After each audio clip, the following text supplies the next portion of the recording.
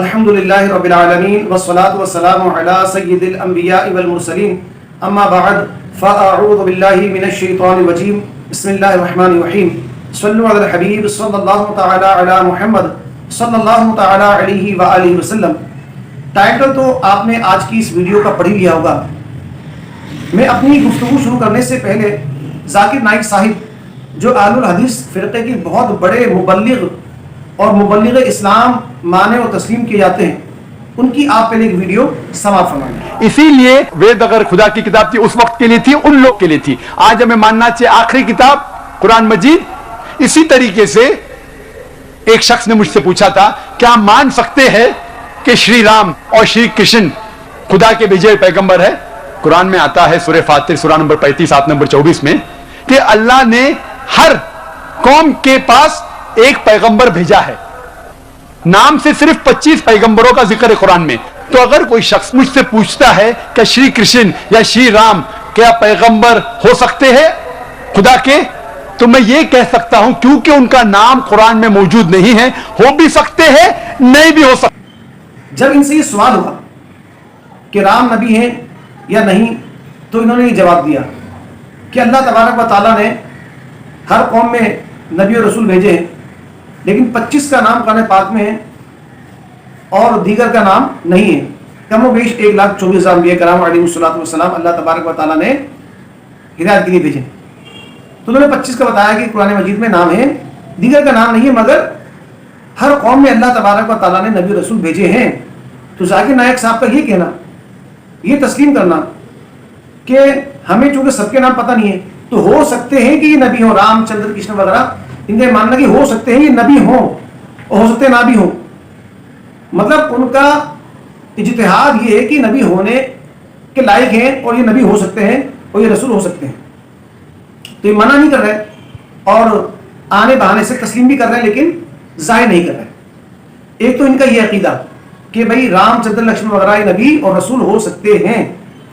اچھا، انہوں نے تو ہو سکتا ہے کی بات کی، لیکن یہ فقط سامنے ظاہری بات تھی۔ اب ان کی عقائد و نظریات ہیں کیا، وہ میں آپ کو پکے عقائد ان کی خود کی کتابوں میں لکھے ہوئے ہیں۔ اہل الحدیث کے بہت بڑے عالم جانے مانے وحید الزما صاحب، ان کی کتاب ہدیۃ المہدی کے اندر یہ عقیدہ بیان کیا گیا ہے۔ پوسٹ آپ کو نظر آ رہی ہوگی، آپ اس کو زوم کر کے پڑھ بھی سکتے ہیں اور اسکرین شاٹ بھی لے سکتے ہیں کہ اس کے اندر انہوں نے اپنا عقیدہ وہابیوں کا، غیر مقلدوں کا، سلفیوں کا، اہل الحدیث والوں کا سب نام انہی کے ہیں۔ ان کا انہوں نے بیان کیا اپنا عقیدہ کہ اہل الحدیث کا عقیدہ کیا ہے۔ تو رام چندر لکشمن اور کرشن وغیرہ کو اور دیگر انہوں نے بھی نام لکھے ہیں کہ ان سب کو نبی اور رسول مانتے ہیں، اور نبی اور رسولوں میں یہ فرق نہیں کرتے، جیسے موسیٰ علیہ السلام، عیسیٰ علیہ السلام، ابراہیم علیہ السلام اور دیگر انبیاء کرام علیہ السلام نبی اور رسول ہیں۔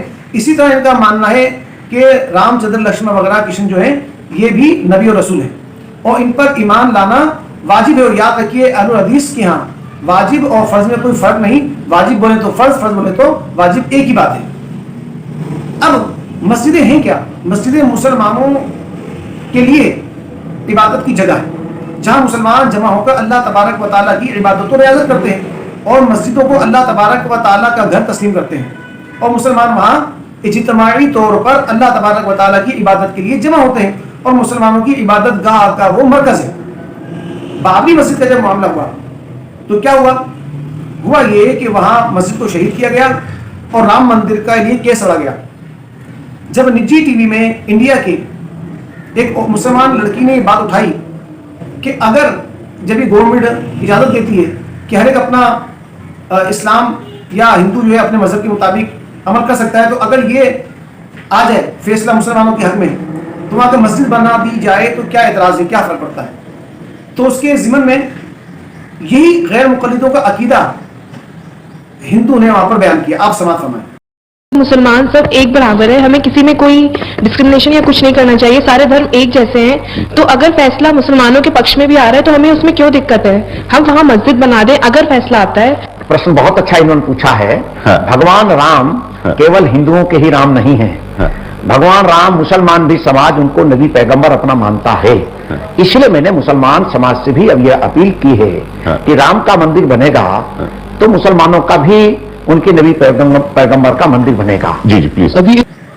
تو یہ انہوں نے بیان کیا عقیدہ کہ وہاں اگر رام مندر بنے گا تو ہندوؤں کے صرف بھگوان رام کا مندر نہیں بنے گا بلکہ مسلمانوں کے بھی رام جو ہے وہ نبی ہیں، تو لہٰذا مسلمان انہیں نبی اپنا تسلیم کرتے ہیں، تو وہ مندر مسلمانوں کے رام کے نبی کا بھی مندر ہوگا.